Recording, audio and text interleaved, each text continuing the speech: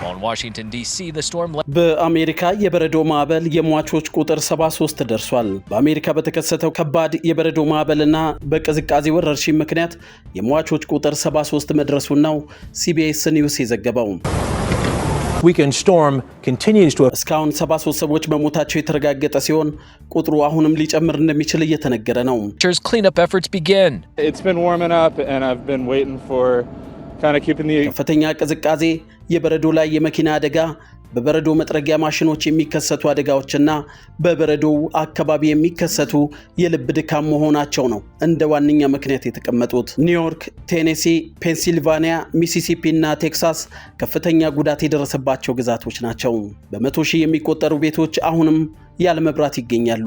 በሺዎች የሚቆጠሩ በረራዎችም እንደተሰረዙ ነው።